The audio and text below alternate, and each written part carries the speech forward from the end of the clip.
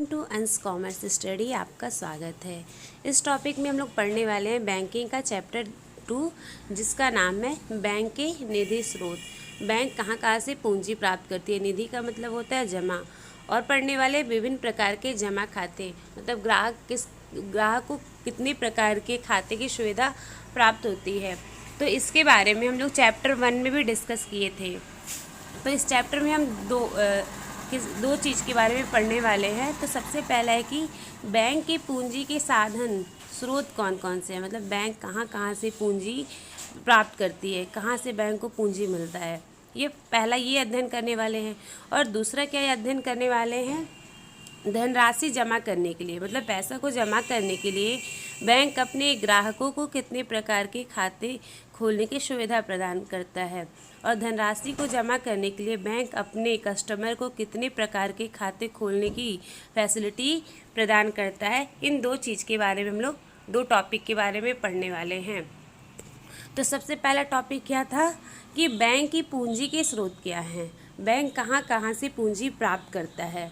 तो सबसे पहला टॉपिक क्या है कि यहाँ देखिए दिया हुआ है, बैंक के पूंजी के स्रोत क्या क्या है, बैंक कहाँ कहाँ से पूंजी प्राप्त करता है, इसको हम पढ़ने वाले हैं। इसको बोला जाएगा sources of capital of bank. Bank कहाँ से पूंजी प्राप्त करता है, इसे हम लोग पढ़ने वाले हैं। सबसे पहला है कि अंश पूंजी से प्राप्त करता है पूंजी। फिर जमाए या निक्षेप, दोनों एक ही चीज़ है। जमा को ही हम लोग बोलते हैं, निक्षेप जैसे दो नाम है, या डिपॉजिट इसको इंग्लिश में बोला जाएगा। तीसरा है साख का निर्माण। चौथा है आरक्षित निधि। आरक्षित निधि का मतलब होता है रिजर्व फंड, ठीक है।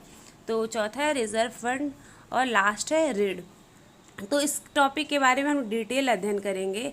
तो सबसे पहले हम लोग पढ़ने वाले हैं अंश पूंजी के बारे में कि अंश पूंजी क्या होता है और बैंक की पूंजी के स्रोत क्या है। तो सबसे पहला हेडिंग है अंश पूंजी।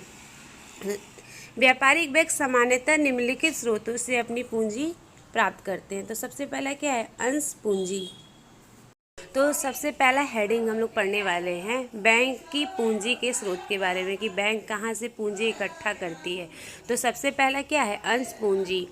तो अंश पूंजी किसको कहते हैं, अंश पूंजी होता क्या है, इस बारे में हम लोग पढ़ने वाले हैं। तो आप लोग को यहाँ पर दिख रहा होगा, यहाँ दिया हुआ है अधिकृत पूंजी, निर्गमित पूंजी, प्रार्थित पूंजी, प्रदत्त पूंजी। तो हम आप लोग को जब क्लास 11th में बिजनेस पढ़ा रहे थे तो आपको अधिकृत पूंजी, निर्गमित पूंजी, प्रार्थित पूंजी, चुकता पूंजी, इन सब के बारे में डिटेल बताए थे। और आप लोग से ये भी बोले थे कि ये सब क्लास 12th में काम आने वाला है, अकाउंट में भी देखिए, बैंकिंग में भी काम आ गया। तो इसे आप लोग रिवाइज कर लीजिएगा। तो जैसे क्या, अब इसके बारे में हम डिटेल अध्ययन करते हैं। यहाँ दिया है आधुनिक व्यावसायिक बैंकों की स्थापना कंपनी के रूप में की जाती है। जैसे कंपनी की स्थापना होती है वैसे ही आजकल के बैंक की भी स्थापना की जाती है। तो जैसे कंपनी की स्थापना कैसे होती है, तो आपको याद ही होगा, क्लास 11th में पढ़े थे। तो जैसे कंपनी की स्थापना अंश बेचकर पूंजी एकत्रित की जाती है, वैसे ही तो यही दिया है बैंक भी अन्य कंपनियों की भांति, मतलब बैंक भी अन्य कंपनियों की तरह अपने अंश बेचकर अंश पूंजी इकट्ठा करते हैं। बैंक भी क्या करता है, जैसे कंपनी की तरह अपने अंश को बेचकर, ठीक है, अपने अंश को बेचकर अपनी अंश पूंजी एकत्रित करते हैं। सर्वप्रथम बैंक की स्थापना से पूर्व संस्थापक यह निश्चित करते हैं कि बैंक को अपना व्यवसाय करने के लिए कुल कितनी पूंजी की आवश्यकता होगी।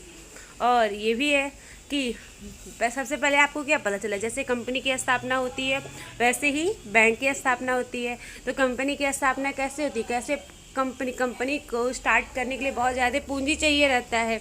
तो कंपनी पूंजी कहाँ से प्राप्त करती है, जनता से प्राप्त करती है। वैसे ही बैंक भी अपनी पूंजी क्या करती है, जनता से प्राप्त करती है, ठीक है। और फिर दिया है सर्वप्रथम बैंक की स्थापना से पूर्व संस्थापक यह निश्चित करते हैं। संस्थापक का मतलब जो बैंक को स्थापित करने वाले हैं, ठीक है। तो सबसे पहले बैंक की स्थापना करने से पूर्व संस्थापक ये निश्चित करते हैं कि बैंक को अपना व्यवसाय करने के लिए कुल कितनी पूंजी की आवश्यकता होगी। तो सबसे पहले बैंक को स्थापित करने वाला है तो सबसे पहले ये सोच लेता है कि बैंक को कितनी पूंजी की ज़रूरत पड़ने वाली है, मतलब पूंजी का मतलब पैसा, कितनी पूंजी की ज़रूरत पड़ने वाली है। तो सबसे पहले क्या होता है कि जो बैंक के संस्थापक होते हैं वो सोच लेते हैं, मतलब वो कितना पूंजी जरूरत पड़ने वाला है, 1 लाख, 2 लाख, 5 लाख। तो सबसे पहले ये निश्चित कर लेते हैं। मान लीजिए एस्टिमेट कर लिए 5 लाख रुपए में बैंक की स्थापना हो जाएगी।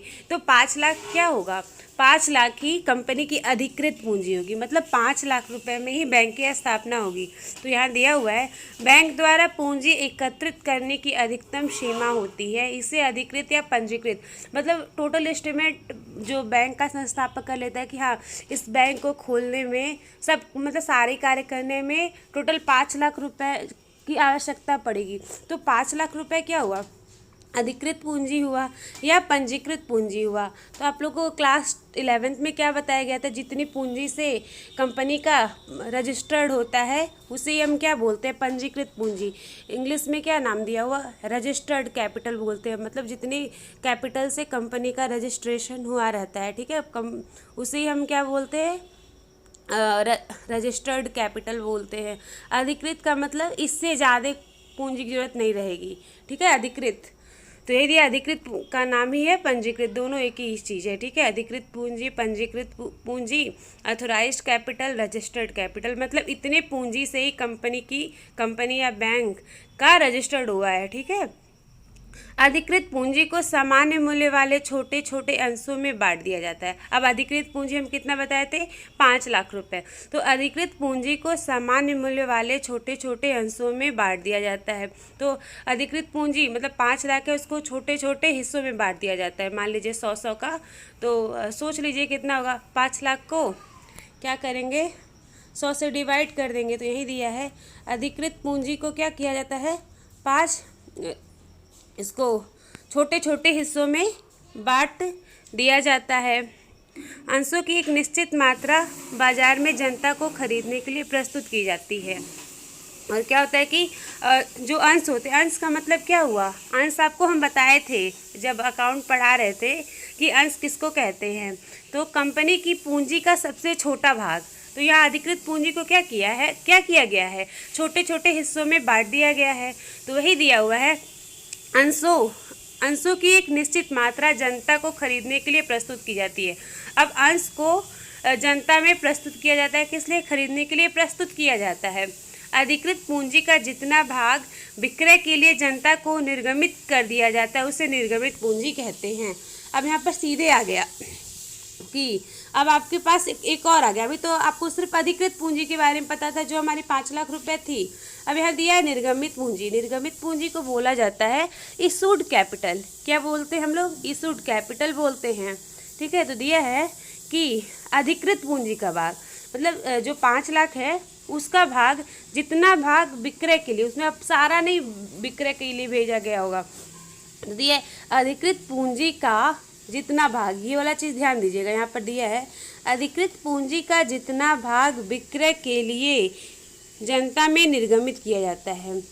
मतलब अधिकृत पूंजी का जितना भाग विक्रय के लिए जनता में निर्गमित किया जाता है उसे ही निर्गमित पूंजी कहते हैं। मतलब अधिकृत पूंजी का जितना भाग जनता में जितना जनता में निर्गमित किया जाता है, मतलब बेचा जाता है, उसे हम क्या कहते हैं, निर्गमित पूंजी, ठीक है। उसे क्या बोलते हैं, निर्गमित पूंजी, या इंग्लिश में बोलेंगे इशूड कैपिटल कहा जाता है।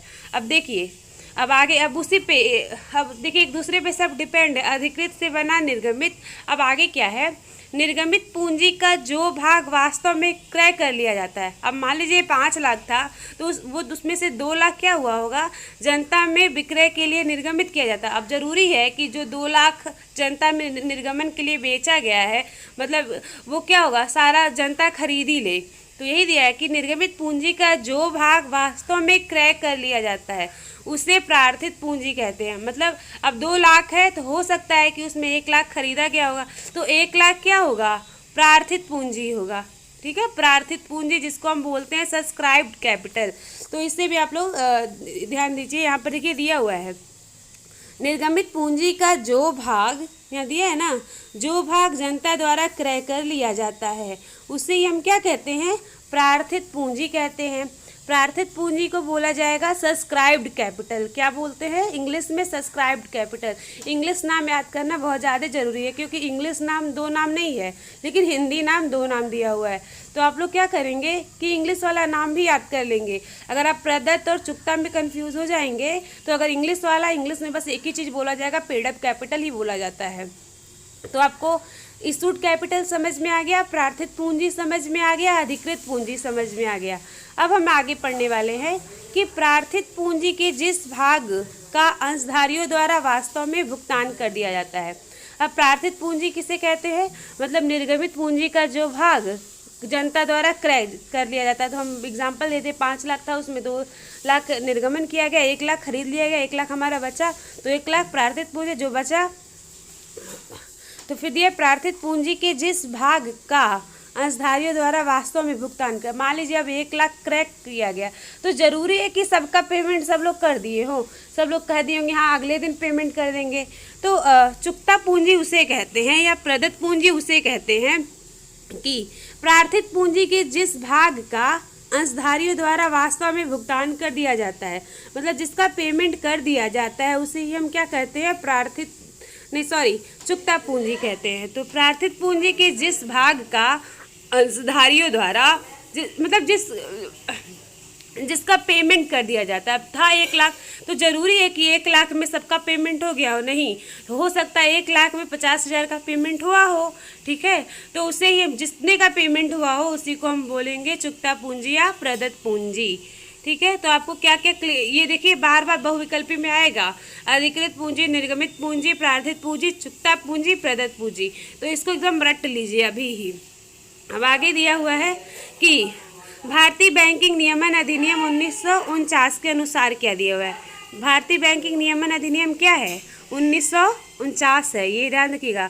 बैंकिंग नियमन अधिनियम 49 के मतलब इसी के अंतर्गत सारे बैंक का नियम कानून चलता रहता है। नियम कानून कंट्रोल मतलब बैंक कंट्रोल किए जाते हैं, यही है।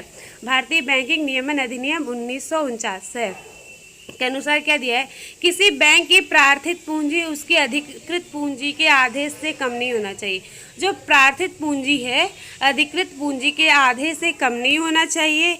और फिर दिया है वैसे ही चुकता पूंजी बैंक की प्रार्थित पूंजी के आधे से कम नहीं होना चाहिए, ठीक है। तो ये आप लोग सबसे पहला पढ़े कि बैंक कहाँ कहाँ से पूंजी जुटाते हैं, बैंक के पूंजी के स्रोत क्या है। तो सबसे पहले हम लोग क्या पढ़े, अंश पूंजी के बारे में।